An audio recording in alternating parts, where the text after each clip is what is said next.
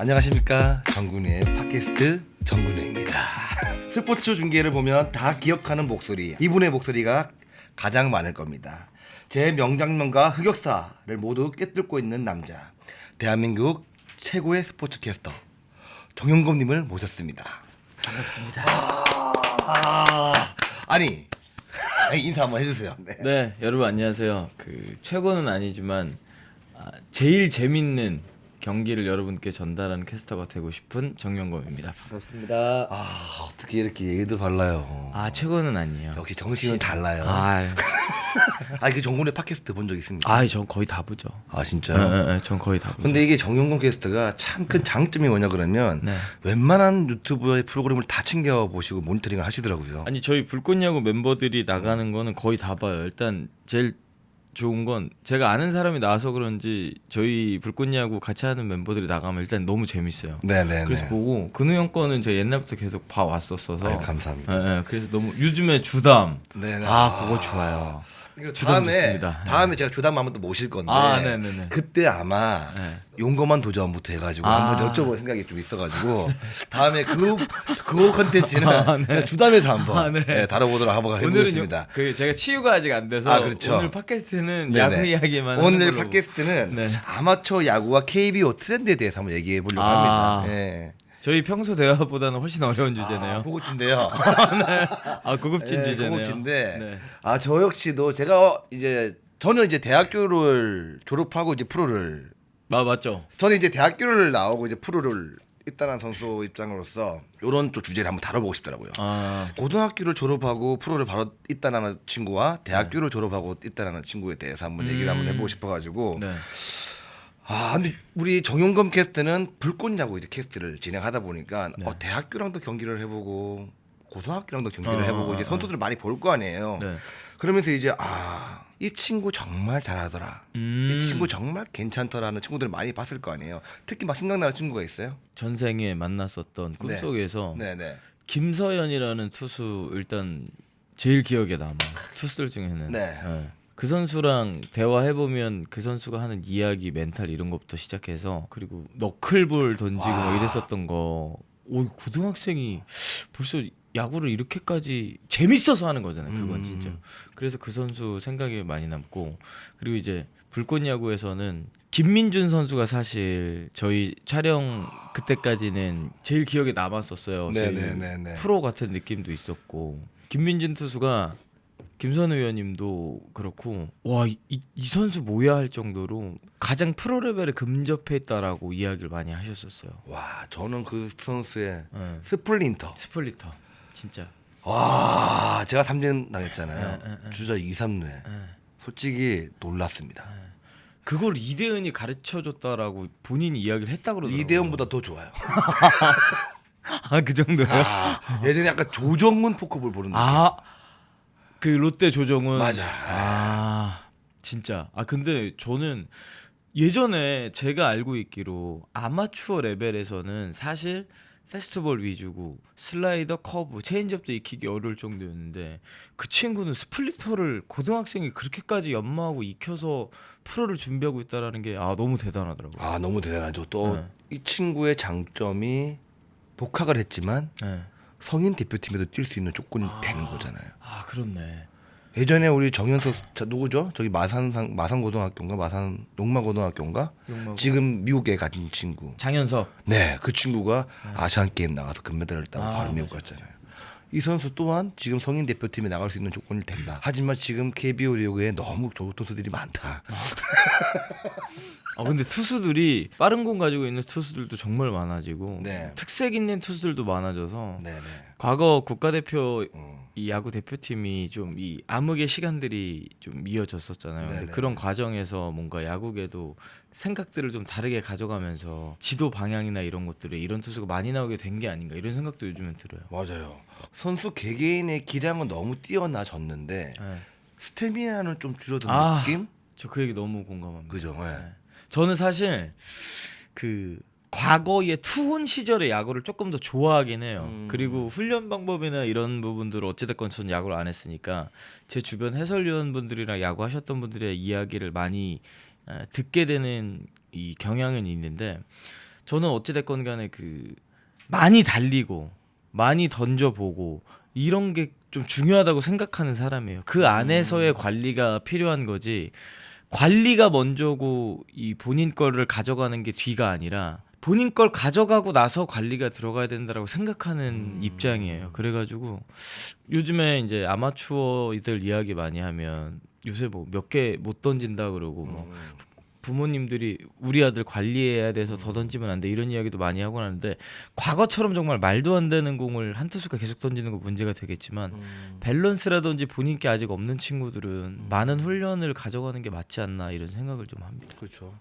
근데 요즘에 다 수업을 들어가야 되고 이제 뭐 네. 정규시를 다 끝나고 나서 이제 훈련을 해야 되는 입장이기 때문에 네. 저는 그런 시간들이 너무 아까운 거예요. 왜냐하면 가는 길이 다 다른데 맞아요.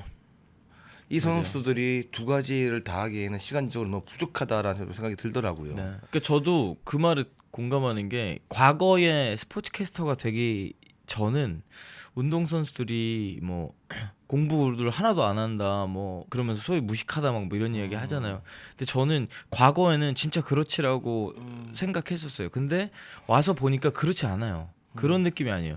저만 해도 저 기술 과정 겁나 잘했거든요. 네네. 거의 뭐 다 100점이었어요. 어. 근데 지금 제 나이에 기억에 남는 게 하나도 없습니다.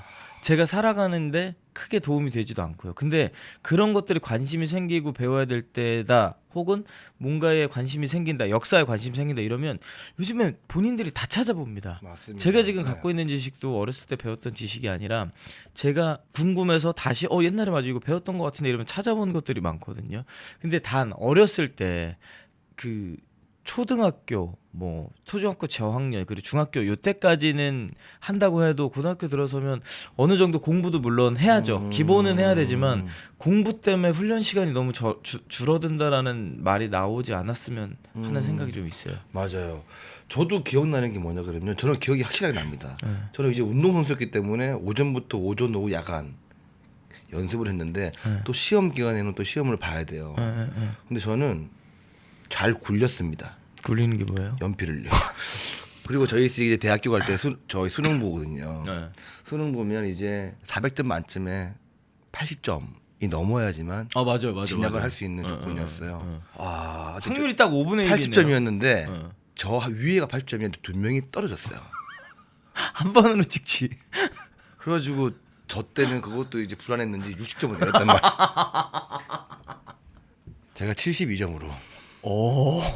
고대에 입학하게 됐습니다. 아니 한 살 많았으면 떨어졌네요. 떨어졌습니다. 제가 이제 언어 영역 듣기 평가 1번, 2번 정확하게 5번 제가 들어도 답을 알겠더라고요. 5번, 5번을 풀고 나머지는 올 3번을 찍었습니다. 그래도 가운데로 가자.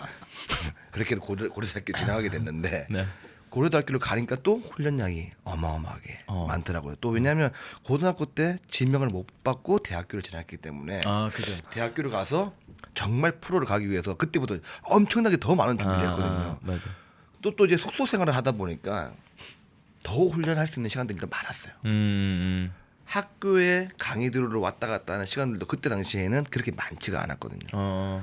근데 지금은 대학 리그를 가보니까 단체로 연습하는 시간들이 많지가 않은 거예요. 진짜요? 대학교. 왜냐하면 다 수강 신청이 다르니까 수업을 다 들어가야 되는 거니까 팀 훈련을 하는 시간들이 많지가 않아요. 그게 팀 플레이가 약한 거예요. 기초적인 지식이나 이런 거는 알고 하는 것도 중요하지만 과거에는 이제 대부분 사회 의식이 공부를 해야 뭐 집안을 일으켜 세울 수 있다 뭐 이런 게 있는데 지금은 공부하는 게 어찌 보면 가장 소위 말하는 우리가 말하는 성공의 확률이 제일 떨어져요. 제가 느끼기에는 그냥 일반적인 서민으로 살 확률이 제일 높아지는 것 같아. 제가 느끼기에. 근데 내가 운동선수로 성공하겠다 그 운동선수로 하는 노력도 진짜 너무나 제가 공부했던 그 노력 이상으로 해야 되는 걸 알고 있고 근데 그렇게 노력도 안 하는데 공부도 안 하고 싶다. 이건 잘못됐죠. 근데 나는 이 길이니까 나는 내가 공부할 시간에 이 길을 연마하겠다. 전 그럼 맞다고 봐요. 저는 그건 맞다고 봐요. 예를 들어서 내가 만화가가 되겠다, 뭐 내가 PD가 되겠다라든지 뭐 각자 원하는 꿈이 있으면 그 꿈에 필요한 능력들을 준비해 나가는 게 저는 고등학교 때는 맞다고 생각해요. 사실 그때는 이제 우리가 자기 선택에 책임을 지는 건 성인이다라고 이야기하는데 고등학생들이랑 이야기해보면 사고 수준이 그렇게 다르지 않아요. 맞아요. 네. 그리고 그들도 어찌됐건 본인들이 충분히 사고하고 어느 정도 요즘 같은 시대에는 뭐 유튜브, 소셜미디어 이런 거 통해서 다 경험들이 있기 때문에 본인들의 선택의 문제니까 그런 것들을 굳이 강제할 필요는 없다. 저는 이렇게 생각해요. 근데 훈련도 안 하는데 놀기 위해서 수업을 안 들어가는데 이건 잘못된 거지만 그 시간에 내가 훈련을 하고 싶다. 그리고 실제로 훈련을 해. 그거는 이제 어느 정도는 자율에 맡겨야 된다고 생각합니다. 저는. 그렇죠. 자, 그래서 뭐 불꽃야구를 하면서 그래도 이 팀이 기억난다 네. 하는 팀이 있을까요? 저는 충암. 아, 충암. 네, 충암. 예전에 김동현, 윤영철이 같이 뛸 때의 충암도 좀 기억이 많이 남고. 나요. 네. 제일 기억에 남았던 거는 그 청소년 대표팀 상대할 때는 항상 기억에 많이 나요. 나도. 진짜 좋은 선수들 많다라는 생각도 있고 또 이 선수들이 어찌됐건 간에 KBO 리그의 미래가 될 거다라고 생각하고 봤었으니까 그때 봤었던 선수들이 지금 KBO 리그에서 어찌됐건 야구 팬분들이라면 이름을 알만한 팀이 돼 있고 이러니까 저는 이 불꽃야구 너무 좋은 게 그런 아마추어 선수들을 미리 한 발 앞서서 볼 수 있는 게 너무 좋아요. 나 역시도 약간 프로 선수로 돌아간 느낌이었어. 그 친구들이랑 할 때는 또 오기도 생기고 맞아요. 또 좋은 볼을 볼 때는 희열도 느끼고 또 그 좋은 볼 되돌 맞을 때는 아프더라고. 아픈데 기쁜 거 알아요? 애들 야 잘하네 꼬맹이들 약간 이런 느낌. 되돌을 맞았는데 아파. 아픈데 기뻐. 그 무슨 느낌이지? 아직도 내가 얘네들이랑 쟁쟁하게 야구를 하고 있구나.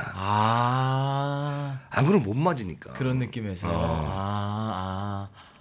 그럴 수도 있겠네요. 그 관점은 생각 안 해봤어요. 그래서 내가 데드볼을 그렇게 많이 안 피하는 이유가 맞아도 기쁜 거야 그냥. 그냥 맞으면 야구를 하고 있구나. 이 생각이 좀 드는 거야. 진짜 신기하다. 그렇게 생각할 수도 있겠네. 왜냐면 프로에서는 내가 이거를 맞아가지고 경기를 못 뛰면 연봉과 직결되기 때문에 또 진짜 선수 생명이 위협되는 거지만 이거는 폐지와 연결되는 거기 때문에 뭐 강릉 고등학교도 잘했고 강릉 영동대학교도 잘했고 충암 뭐 여러 팀들 얘기했지만 위에서 볼 때 손호 형이랑 같이 뭐 중계를 하면서 볼 때 그래도 고등학교와 대학교의 차이가 분명히 있을 거야. 일단 중계를 하면서 볼 때는 확실히 대학교가 힘이 더 붙었다 그래야 되나? 그래서 타자들 같은 경우에는 대학교 타자들이 훨씬 무섭게 느껴지는 것 같아요. 그리고 어찌됐건 저희가 방송 경기잖아요. 근데 조금 더 여유는 있어요. 대학생들이 더 여유가 있어요. 타자들이. 그래서 고등학생들보다 대학생들이 야수들 측면에서는 훨씬 더 여유도 있고 파워도 있어서 조금 더 무섭게 저는 개인적으로 느껴요. 그래서 뭐 쉽게 잡으러 들어가거나 이랬을 때 노리고 타격해서 좋은 결과 만들어내는 경우나 확률들도 더 많은 것 같고 그래서 우리가 무실점 승리하거나 이랬을 때 거의 대학보다 고교팀 상대로 그런 기록 만들어낸 게 훨씬 많을 거예요. 그리고 평균 실점 따져봐도 대학교가 훨씬 더 실점을 많이 했어요. 그래서 야수들은 그런 차이가 있는 것 같고 그리고 또 투수들로 요걸 넘어가서 좀 보면 투수들 같은 경우에는 고교 레벨에서 굉장히 좋은 가능성 있는 선수들 같은 경우에는 빨리빨리 프로에서 미리 데려가잖아요.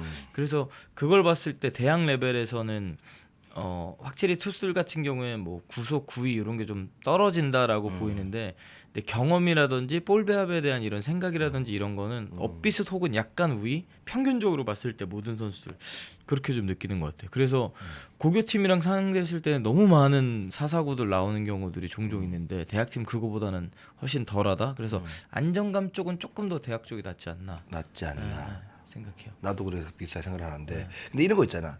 뭐 대학교는 이제 성인인 거고 고등학교는 정말 성인 되어 가기 전 바로 나도 진짜 고등학교를 졸업해봤지만 그때 학교의 분위기, 코칭 스텝의 분위기에 따라서 나의 인생에 뭔가 질이 많이 바뀌더라고.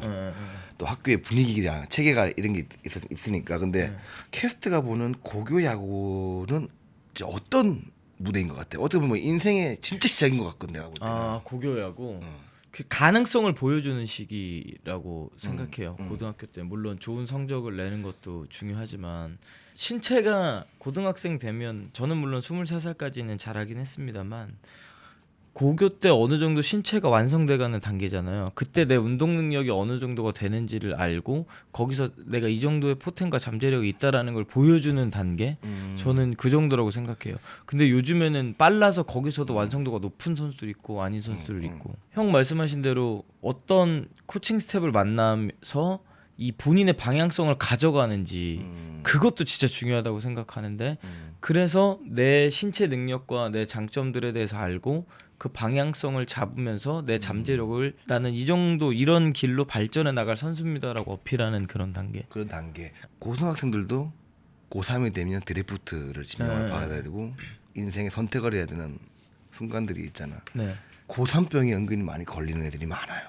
고3병 어떤 의미 고3병? 왜냐하면 이제 성인이 되어 가는 전 과정에서 네. 심적으로 드래프트에 대한 압박을 받는 아. 수들이 많단 말이에요. 공부하는 입장에서도 이제 내가 수능을 잘 봐서 뭐 내신 요즘에 맞아요. 내신이 되어가지고 수능을 잘 봐서 좋은 등급으로 대학교로 가야 된다는 거 분명히 많겠지만 뭐 이과를 선택하든지 문과를 선택하든지 다 다르겠지만 공부하는 입장에서 이 고3병을 좀 이겨낼 수 있는 심적인 뭐 그런 치유 방법 와 근데 없어요.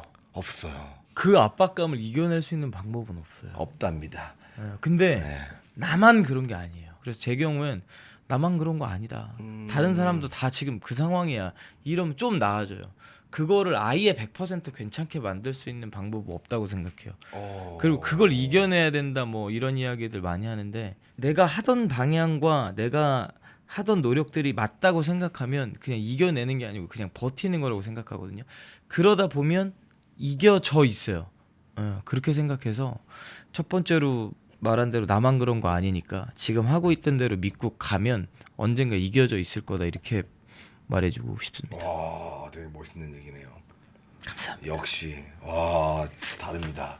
이번에는 그래서 이번에는 또 주제를 바꿔가지고 KBO 트렌드에 대해서 한번 얘기를 한번 해보겠습니다. 네. 저도 이제 야구를 많이 보고 있고 티빙 또 중계를 하고 계시지만 타격 트렌드의 변화.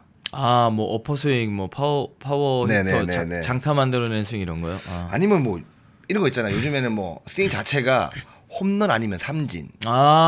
근데 저는 메이저리그 중계도 오래 했었잖아요. 사실 네네. 저는 야구 캐스터가 된 게 KBO 리그 중계보다는 메이저리그 중계가 더 많았거든요. 그리고 그걸 더 먼저 시작했고 메이저리그에서 운동 능력이 워낙 출중한 선수들이 메이저리그에서 그렇게 바뀌다 보니 한국에도 그런 게 왔다라고 보는 전문가분들이 많은데 전 다르다고 생각합니다. 왜냐면 이건 뭐 야구 선수 하셨던 분들도 너무 동감할 텐데 근육의 질이나 신체가 가지고 있는 기본적인 운동 능력 자체가 달라요. 달라요. 그러니까 제가 메이저리그 현장 중계를 갔을 때 그 선수들을 실제로 봤을 때 그런 느낌과 KBO 리그 선수들을 만났을 때의 그 몸의 느낌은 정말 달라요. 그러니까 갖고 있는 게 다르면 야구라는 건 베이스볼은 하나라고 이야기하지만 그 하나까지 가는 방법은 다 다르잖아요. 네 맞습니다. 만약에 네. 홈런으로만 점수가 나면 모든 야구 룰을 다 바꿔서 홈런만 점수고 나머지는 다 빼겠죠. 근데 안타, 도루 그리고 뭐 내야 안타도 있는 것이고 빗맞아도 안타로 기록이 되고 야구는 그런 스포츠인데 너무 메이저리그 트렌드 그리고 그게 또 있는 것 같아요. 장타를 많이 치는 선수들, 홈런 몇 개를 치는 선수들의 가치가 메이저리그에서부터 높아지면서 국내에도 그런 문화가 들어오면서 그런 장타력을 갖고 있는 선수들이 연봉을 많이 받게 되면서 나도 연봉을 많이 받기 위해서는 역시 타격이 중요하고 그리고 장타가 중요하다 이런 플로우로 이렇게 가는 것 같은데 저는 KBO 리그 그리고 우리 대한민국인이라고 하는 사람이 갖고 있는 근육의 질이라든지 인종이 갖고 있는 그런 특성적인 한계에서는 메이저리그를 굳이 다 따라갈 필요는 없다고 생각해요. 예. 우리만의 야구를 해야 되는 게 맞다고 또 생각하고. 메이저리그가 저희 어릴 때 보던 메이저리그는 굉장히 빅볼 위주의 야구를 했다 그러면 근데 요즘에는 빅볼만 추구하는 게 맞아요. 아니거든요. 다. 스몰볼도 많이 추구하고 번트도 많이 넣고 도루도 많이 하는 그런 추세로 많이 변하고 있는데 근데 KBO 리그는 저희 때처럼 똑딱이 타잖아. 발 빠르고 막 움직이는 타자들이 좀 많이 사라지고 있는 많이 없어요. 추세예요, 그죠? 왜냐하면 도루하는 자체도 시도 자체도 많이 줄고 있고 뭐 LG나 여러 팀들은 뭐 아직도 뭐 도루를 많이 하는 팀도 분명히 있겠지만 많이 줄었다라는 얘기죠. 맞아요. 그래서 저는 개인적으로 박혜민 선수가 물론 올 시즌에는 홈런을 기록하면서 홈런 타자 이미지가 약간 있긴 하지만 그런 선수들 있잖아요. 막 기민하게 움직이고 제가 얼마 전에 시구를 했었어요. 축하드립니다. 네, 맞습니다. 네. 그날 경기에 LG 트윈스가 이겼거든요. 네. 근데 전 개인적으로 그 경기 MVP는 박혜민이라고 생각하는 건데 네. 경기 보고 있는데 진짜로 기민하게 움직이면서 상대를 흔드는 게 뭔지를 보여주면서 그 경기를 잡았거든요. 근데 저는 그런 야구도 야구고 그런 플레이도 정말 멋있는 플레이고 사실 그런 플레이에 대해서 더 우리가 관심 가지고 더 멋있게 생각하고 불꽃 야구로만 돌아오면 김재호라고 하는 유격수가 망망이는 많이 힘들잖아요. 최근에 많이 힘들죠. 네. 근데 그래도 저는 안타로 따졌을 때 그 선수가 위기 때 수비로 막아주는 걸 플러스 마이너스 득실을 따졌을 때 전 플러스가 훨씬 크다고 생각하거든요. 그래서 제 중계 때도 그런 부분들을 이야기하고 싶고 해설위원 분도 그 부분에 동의를 하시면서 화려하게 만들어줄 수 있고 저는 그랬으면 좋겠어요. 옛날에 수비 잘하고 기민하고 발빠르게 움직이는 타자 같은 경우에는 형도 기억하시겠지만 옛날에 유격수가 2할 오픈 치면 야 준수하다 이런 이야기 했는데 언젠가부터 뭐 강정호, 김하성 이런 선수들 나오면서 유격수면 방망이도 엄청 잘 쳐야지 이런 느낌으로 많이 가기도 했었거든요. 근데 그거는 좀 아닌 것 같아요. 유격수들도 막 장타를 기록해야 된다라는 타격에서 무조건 잘해야 된다라는 이런 느낌들이 너무 많아졌는데 저는 꼭 그런 건 아니고 다양한 스타일의 선수들이 필요하고 본인이 어떤 장점을 갖고 있고 아까 말씀드린 대로 내 잠재력이 뭔지를 선택해서 그 방향으로 계속 발전시켜 나가는 게 저는 맞다고 생각해요. 지금 뭐 KBO 야구 트렌드가 빅볼을 많이 추구하는 뭐 시대라 그러면 되게 긍정적으로 보십니까? 아니면 조금 부정적으로 보시는지? 저는 그 방향은 아닌 것 같아요. 개인적으로는. 개인적으로 좀 네. 너무 빅볼 수준이다. 너무 그러니까 지금 KBO 리그가 딱 뭐 빅볼만 추구한다라고 저는 개인적으로 그렇게 보진 않거든요. 무조건 빅볼이다 이건 아닌데 그렇게 가야 돼라고 말하는 분이 있다면 저랑은 좀 의견이 다릅니다라는 거죠. 저는 그건 아닌 것 같아요. 우리나라 야구가 세계대회 나가서 성적을 냈을 때 보면 막 빅볼 야구로 성적 냈던 건 아니라고 저는 생각하거든요. 그리고 우리나라 야구만의 특성이 있다고 생각하고 그래서 그 어찌됐건 개개인의 갖고 있는 잠재력을 최대치로 끌어올려서 그런 스타일의 팀이 되고 그런 스타일로 내가 이런 야구를 하고 싶은 팀이고 단장이고 감독이면 그런 스타일의 선수를 영입을 해서 그런 팀을 만들면 되는 거고 나는 반대로 이런 선수가 필요하다. 그러면 이런 스타일의 선수를 데려가서 만들면 되는 거고 이렇게 생각하지 똑같이 다 큰 거 쳐야 돼. 큰 거 쳐야 돼. 그런 건 아닌 것 같아요. 현장에서 만나보면 근데 장타가 중요하다라는 이야기 많이 하시는 분들이 있긴 하고 그 말에도 공감을 해요. 왜냐면 안타가 사실은 단타면 3개가 나와야 1점인데 장타는 하나만 나와도 점수를 뽑을 수 있는 방법이 많으니까 근데 저는 좀 동의하기는 어렵다. 저는 단타가 3개 나와서 1점이 아니라 저는 단타가 2개가 나오면 1점이 될 수 있는 상황을 만들 수 있는 야구를 그렇죠. 하면 된다. 맞아요. 제 말이 그 말. 네. 그러니까 국제대회 나가서 우리나라 선수들이 뛰지를 못합니다. 상대방의 포수에 송구 능력이 막혀가지고 그리고 완일도 트런도 잘 못하게 되고 되게 안정적인 야구를 많이 하고 장타를 칠 수 있는 스윙을 많이 추구하고 있다. 근데 상대 나라 선수들이 구위가 너무 좋습니다. 맞아요. 근데 지금 결과적으로 보면 굉장히 이제 세계대회 나가서 성적을 많이 못 내고 있는 이유가 저는 뭔가 좀 변화가 필요하지 않을까. 사람마다 저는 지금 장기에 많이 비유를 하지만 저는 장기를 둘 때 차를 제일 많이 이용을 합니다. 이 길 갔다 A 갔다 여기 갔다 뭐 빠르게 움직이는 거를 빈틈을 많이 노리는데 또 포를 많이 이용하는 사람들도 있고 다 다르겠지만 제가 추구하는 스타일은 또 차를 왜냐하면 우리나라 야구는 빠른 야구가 받침이 되지 않으면 이길 수 없는 맞아요. 신체 구조가 되어 있다고 저는 보기 때문에 빅볼 추구하는 것도 좋지만 거기에 또 스몰볼도 많이 첨가하면 어떨까라는 생각을 한번 해봅니다. 그러니까 빅볼 할 수 있는 선수는 빅볼 하면 되고 네. 그렇지 않은 선수들 섞어서 우리만의 색깔을 만드는 게 전 중요하다고 생각해요. 네. 맞아요. 투수 운영의 변화에 대해서는 또 어떻게 생각합니까? 투수 운영의 변화. 투수들의 이 분업화가 굉장히 심각해졌잖아요. 그렇죠. 네. 어쨌든 제가 야구를 시작했을 때 메이저리그에서 뭐 셋업맨 이 구조가 확립이 돼서 클로저들에 대한 관심도가 굉장히 올라가고 강한 7, 8의 셋업맨을 갖고 있는 팀이 강팀이다라는 그 시대부터 야구 중계를 해서 저는 사실 여기에 대해서 거부감은 없어요. 그런데 메이저리그도 최근에 문제되고 있는 것 중에 하나는 그래도 그 당시에 완투 완봉이 꽤 많았거든요. 120개 던진 에이스들의 투혼이라든지 그 예를 들면 그렇게 완투 완봉을 해왔던 투수들끼리 붙으면 메이저리그 홈페이지에 쇼다운 이러면서 막 엄청 화제를 만들고 이래요. 근데 한 개 투구수 이런 거를 정해 두면서 예전처럼 막 투수들이 투혼이 느껴지거나 이런 모습들이 메이저리그도 많이 줄어들었거든요. 많이 줄었죠. 진짜 많이 줄었어요. 네, 완투 맞아. 완봉 수치가 엄청 많이 줄어들었는데 보는 입장에서 아쉽긴 해요.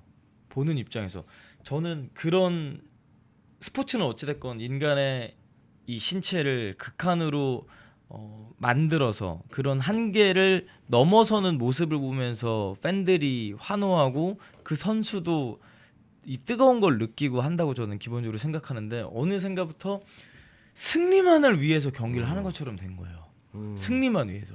그러다 보니까 뭔가 보면서 와, 저 에이스의 투혼 진짜 멋있다 막 이러면서 그런 느낌이 아니라 감동의 박수가 잘 안 나오고 승리에 대한 환호만 이제 좀 느끼는 시대가 아닌가. 그래서 저는 물론 어느 정도 분업화 되는 것도 맞지만 투수의 투혼 이런 것도 어느 정도 볼 필요 있다고 생각해요. 대신 그 이후의 관리는 중요하겠죠. 그렇게 예를 들면 뭐 저 이대현 선수가 퍼펙트 했을 때처럼 투구수는 그 친구 너무 적었긴 하지만 뭐 7회인데 95개 정도 던졌어요. 근데 이 친구가 8회 올라오면 100개 넘고 이러면 쉽지 않을 것 같은데 그래도 이 선수가 할 수 있다라고 이야기하면 해보는 것도 저는 중요하다고 생각해요. 그리고 나서 그 뒤에 어느 정도 관리를 해주고 충분한 휴식을 더 주고 그 다음 등판을 시키더라도 근데 저는 그런 투혼도 굉장히 보고 싶긴 해요.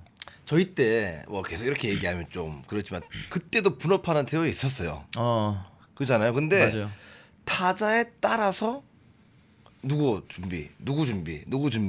특히 저는 이제 김성은 감독님과 야구를 오래 했기 때문에 뭐 6회 누구 나간다, 7회 누구 나간다, 8회 누구 이게 중요한 게 아니라 이제 마무리는 맞아. 누구로 정해져 있어도 중간에 어떻게 누가 먼저 나갈지는 다 준비하고 있었거든요. 근데 저는 그게 뭐 옳고 뭐 잘 되고 잘못됐다가 아니라 맞고 안 맞고의 문제가 아니라 데이터가 있고 상대성이라는 게 있잖아요. 맞아요. 내가 정용검한테 약한데 왜 나를 안 집어넣고 나타석에 정용검을 넣어야지. 맞아요.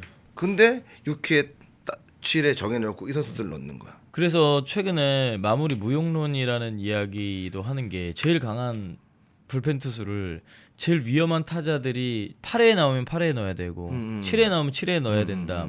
뭐 이렇게 굳이 꼭 세이브 상황에 마무리 투수를 넣어야 된다는 보장은 없다라면서 이야기가 나오는데 또 거기에 대해서 투수들은 어찌됐건 내가 경기를 보고 내가 준비하는 시간 그리고 그 이닝이 주는 압박감이나 이런 것들은 그때그때 다르다.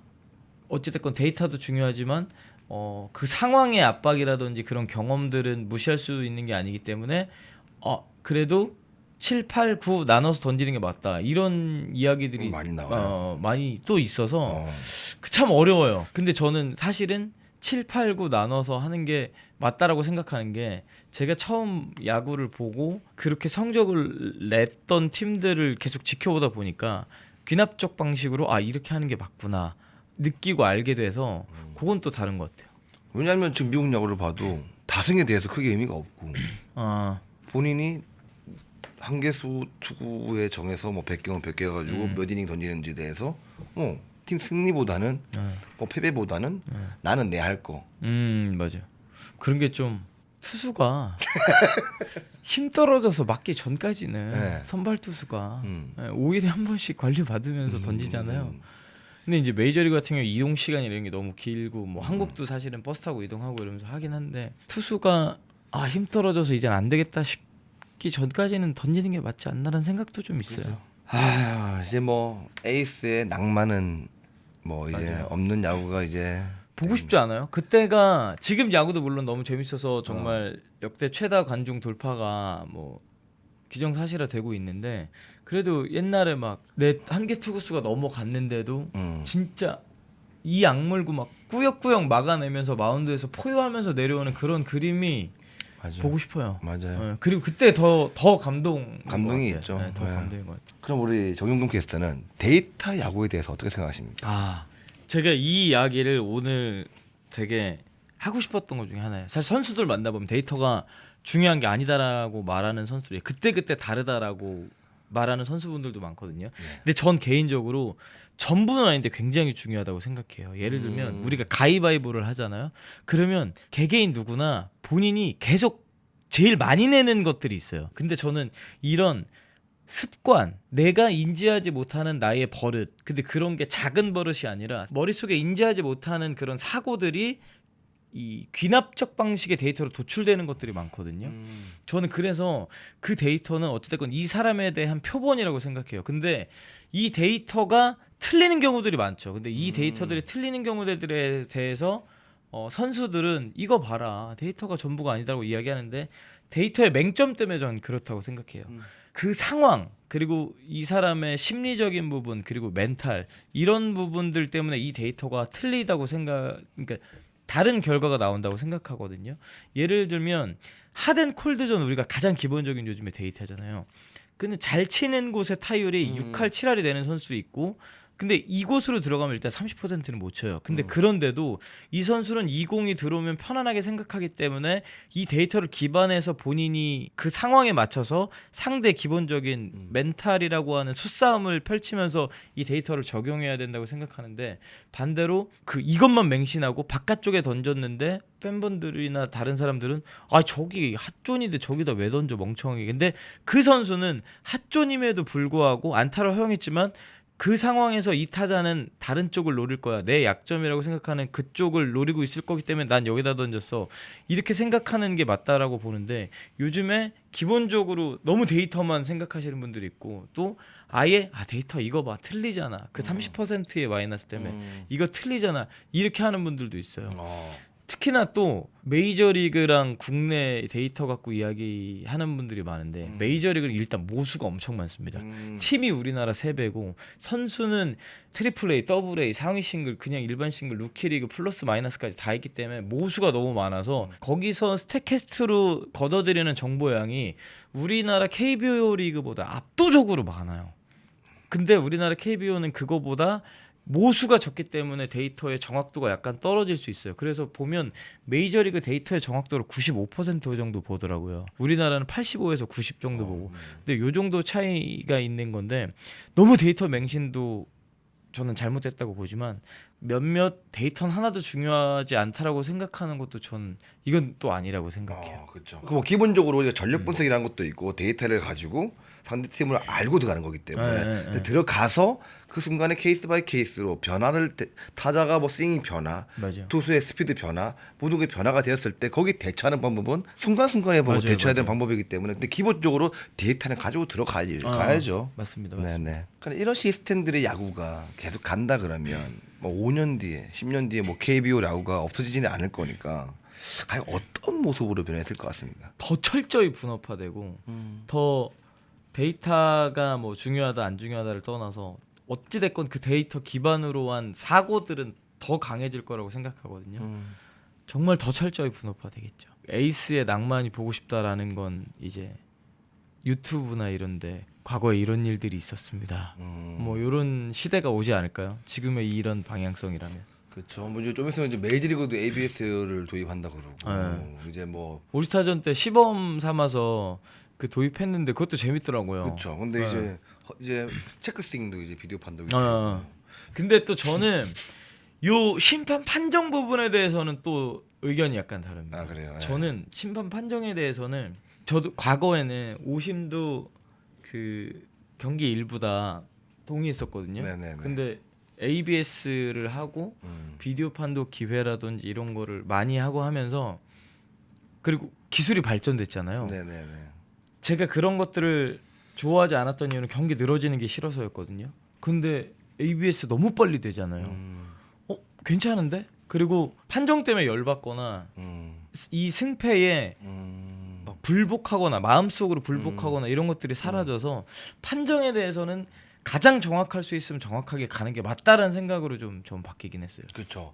저 역시도 뭐 TV를 보다 보면 뭐 ABS가 지난해보다는 올해 진짜 많이 스피드가 많이 발전됐고 근데 이제 저는 이제 타자 입장에서 굉장히 많이 보니까 너무 좋죠. 이제는 뭐 공정하니까 너무 좋은데 근데 저거는 저 야구장에서는 저기 스트라이크인데 이게 볼이네.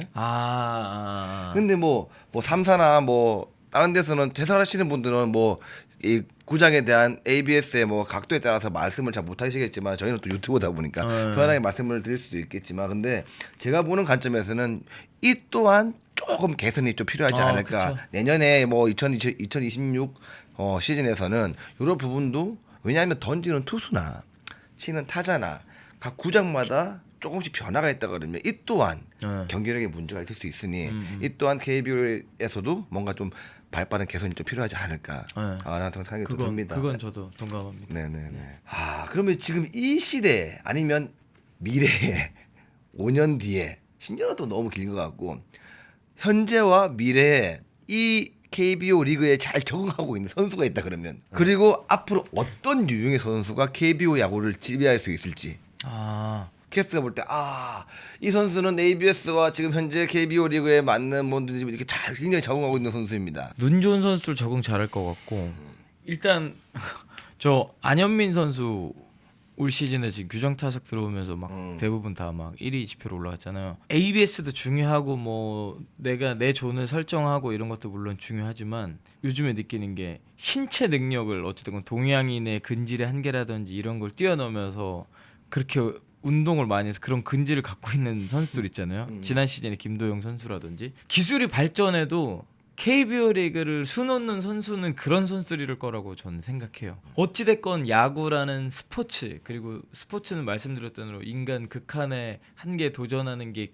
기본이 돼 있는 거니까 여전히 뭐 기술이 발전해도 야구는 잘하는 놈이 잘한다고 전 그런 선수가 여전히 잘하고 리그에서 가장 주목받는 선수가 되지 않을까 저는 그렇게 생각합니다. 저 역시도 뭐 신체적인 것도 되게 중요하지만 이제는 심판과와 싸는 게 아니라 이제는 기계와 싸는 거기 때문에 저는 정말 아까 말했었지만 센스가 좋은 사람들이 야구를 잘할 것 같아요. 센스 좋은 사람 맞아요. 네. 그것도 맞죠. 이 안에 들어오는 공을 어떻게 심판이 스트라이크를 줄 것인지 기계가 어떻게 스트라이크를 줄 것인지 아니면 타자 입장에서 어떤 게 볼인지 맞아요.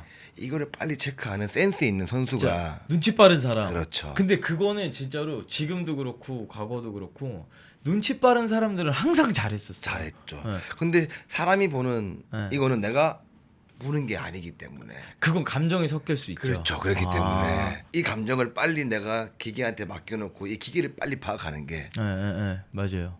잘할 수 있지 않을까. 그 소위 말해서 리그에서 뭐 BQ 좋다, 야, 눈치 빠르게 야구 잘한다, 야무지게 잘한다. 과거에 형 같은 사람들 있잖아요. 맞습니다. 그런 사람들은 또 뭐가 있는 줄 알아요?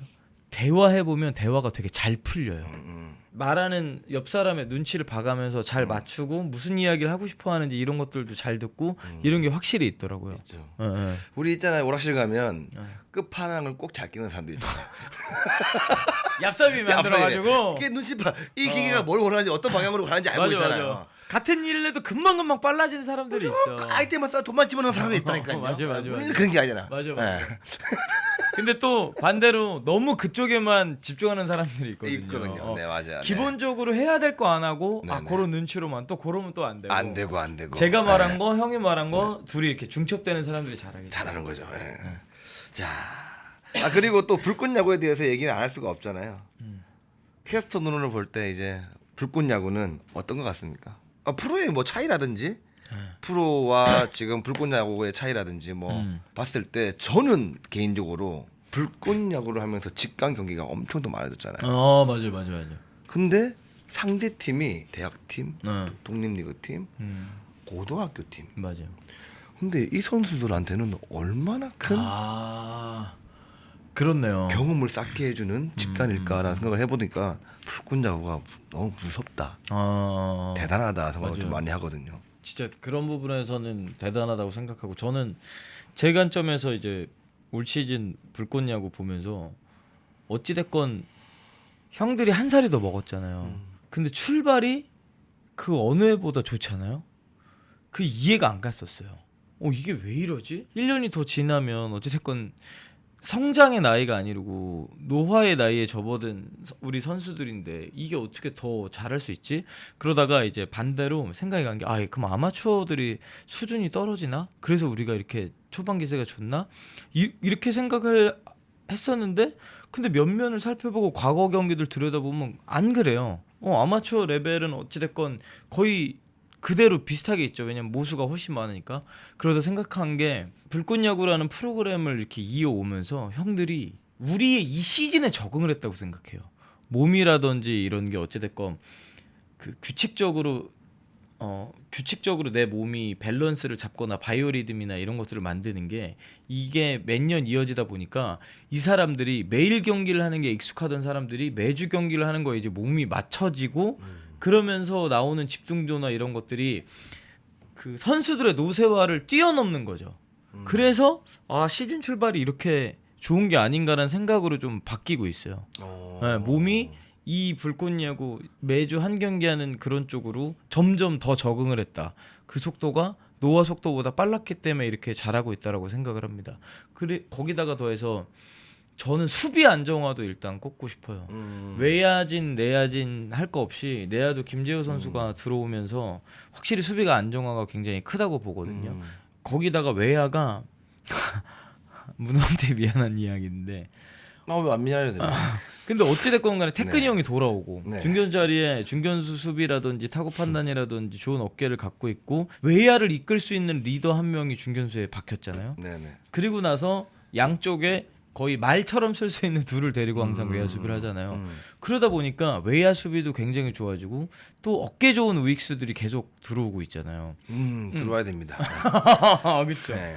전 문교원 무수연이야 그 전에도 괜찮죠. 봤지만 문교원 송구하거나 이럴 때 보면 기대감도 생기고 깜짝 놀라는 모습들도 있었고 수비가 좋아지니까 어찌됐건 사람끼리 하는 스포츠다 보니까 이 멘탈에서 흔들릴 수 있는 상황들이 줄었어요. 우리가 소위 말해서 스스로 무너지는 상황들이 줄다 보니까 상대한테 이런 반격의 여지를 덜 주지 않나. 네, 그게 올 시즌 이렇게 잘하는 이유라고 생각해요. 저 경기력에서도 분명히 좋아진 것도 있지만 제가 또 느끼는 부분에서 뭐가 있냐 그러면 이제 김성원 감독님과 싸웠다 그러면 이제는 감독님이 야구를 완벽하게 파악했다. 그것도 있네요. 심적으로 이제 감독님에 대한 뭔가 이제 잘 보이려는 그런 모습보다는 감독님이 어떤 방향으로 움직이시구나 이제 그거를 인지하면서 이제 우리 야구 하면 된다. 불꽃 야구 넣으면서 완벽해진 것 같아요. 그러니까요. 그것도 있는 것 같아요. 네. 자, 아니 또 명품 중계를 하면 우리 또 정영근 캐스트를 빼놓을 수 없기 때문에 명품 중계를 이렇게 잘하는 비법이 뭔가요? 저는 명품 중계라고는 생각하지는 않고 제 중계는 일단 보는 사람이 즐거웠으면 좋겠는 게 있어요. 그래서 저는 선수들이랑 시간도 되게 많이 보내려고 하고 말이 취재지만 그냥 그때그때 옆에서 프로야구를 가도 붙어 있으면서 그 분위기 파악하려고 하고 근데 제일 제가 중요하게 생각하는 건 해설위원과의 호흡입니다. 지금 제가 제 자리가 막 높다 이렇게 절대 생각하지 않아요. 이건 겸손이 아니고 전 지금 막 제가 뭐 어느 정도의 캐스터다 이런 생각이 아예 없는데 대신에 제가 듣고 싶은 칭찬은 해설위원들이 제일 좋아하는 캐스터라는 칭찬은 듣고 싶어요. 전 그게 제 궁극적인 목표고 이거는 야구뿐만 아니에요. 농구도 그렇고 맞아. e스포츠 발로란트도 그래요. e스포츠 중계할 때도 그렇고 진행할 때도 게스트들이 편하다고 하면 좋고 왜 그러냐면 야구 중계로만 오늘은 이야기를 하면 국한하면 야구를 제일 많이 아는 사람은 중계하면서 앉아있는 건 해설위원이에요. 캐스터는 머리로 생각을 해보죠. 그리고 여러 가지 정보를 들어보죠. 자기가 안 해봤어요. 근데 이제 해설위원은 야구를 했어요. 이 사람이 본 야구에 색깔이 있는 거예요. 이 사람이 본 야구의 색깔을 시청자분들에게 전달하기 위해서 이 사람을 쓰는 거예요. 그러면 이 사람의 야구 색깔을 가장 잘 표현할 수 있게 옆에서 도와주는 게 캐스터고 나머지 뭐 샤우팅이나 이런 건 부차적인 부분입니다. 캐스터의 역할이 그것만이라고 생각하고 내가 내뱉는 멘트가 화제가 되는 걸 좋아한다. 그러면 내가 잘한 것 같다. 이건 저는 말도 안 되는 캐스터라고 생각해요. 그러면 캐스터는 기술자라고 본인이 한정짓는 거라고 생각해요. 이 해설위원이 야구에 대한 이야기를 얼마나 잘할 수 있게 도와주느냐. 전 이게 최고의 캐스터라고 생각합니다. 확실하게 네. 준비도 잘하고 말도 잘하고. 야, 제가 지금 칭찬을 많이 하는 이유가 뭐냐 그러면 네. 그래서 말인데 네. 제가 만약에 해설을 하면 잘할 것 같습니다. 전 잘할 것 같아요. 저는 그래요. 저는 정근우 네. 근우 형을 네네. 해설위원으로서의 모습을 너무 보고 싶어가지고 네네. 진짜 보고 싶어요. 언젠가 제가 지금 뭐 너무 힘도 없고 뭐 하지만 제가 언젠가 어느 정도 위치에 올라서 해설위원 한 명을 너 편한 사람 한 명 해봐봐 이럴 때가 온다면 과거에 김선우 위원님 이 영입 과정에서 저한테 의중을 먼저 장시환 단장님 물어보셨던 것처럼 한다면 전 진짜 근우 형이랑 해설하고 싶어요. 그리고 근우 형이 생각하는 야구를 시청자분들한테 이렇게 전달하는 중간자를 해보고 싶어요. 그 저희가 작년에 한국 시리즈 때 한번 해봤었잖아요. 네네 맞습니다. 저 그때 되게 좋았거든요. 저도 좋았어요. 그때. 그 제가 꼽고 싶은 캐스트가 있다라면 저는 무조건 정용건 캐스트입니다. 저 한번 꼭. 왜냐하면 정근우의 마음을 먼저 알아주고 네. 어떤 얘기를 꺼내 줘야 되는지를 먼저 알고 질문을 하기 때문에 저는 그 캐스트야말로 정근우와 굉장히 잘 맞는 궁합적인 캐스트라고 보는데 어쩐지 미니언즈부터 우리가 그럼요. 안 맞는 게 없어요. 그럼요. 저 근데 진짜 꼭 한번 해보고 싶어요. 그래서 저는 해설 말고 캐스트는 안 될까요? 캐스터는 안 돼요. 안 돼요. 네. 알겠습니다. 알겠습니다. 캐스터는 안 네. 됩니다. 야 오늘 정영검 캐스트와 함께하니 좀 시간 가는지 몰랐는데 고교 야구의 순수한 열정부터 제가 뛰었던 대학 야구의 치열함 그리고 급변하는 KBO의 트렌드 그리고 명품 중계 비법까지 오늘 나눈 이야기들이 야구를 사랑하시는 팬 여러분들께도 좋은 선물이 되었으면 하는 바람입니다. 네 오늘 또 어떠셨습니까? 소감 말씀해 주세요. 너무 즐거웠습니다. 네. 그리고 또 이렇게 야구에 대해서 진지한 이야기를 할 수 있어서 재밌었고 이제 제가 방송이나 보여지는 모습들이 다 그냥 웃으면서 즐겁게 막 하하하 이런 것만 보여드리다가 이렇게 진지한 이야기 할 시간이 거의 없거든요. 근데 저한테도 굉장히 뜻깊은 시간이었던 것 같습니다. 덕분에 감사합니다. 그리고 주담은 조금 지나가지고 네. 뭐 한 2, 3일이라도 제가 네. 시구의 아픔이 아직 가시질 않았거든요. 그래요? 네.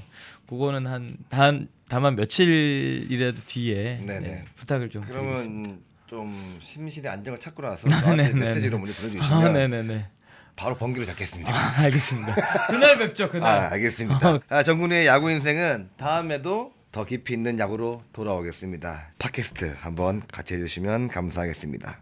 이거 뭐였죠? 정근우? 정근우의 팟캐스트 같이 감사합니다. 아. 네, 정근우의 팟캐스트. 감사합니다. 감사합니다.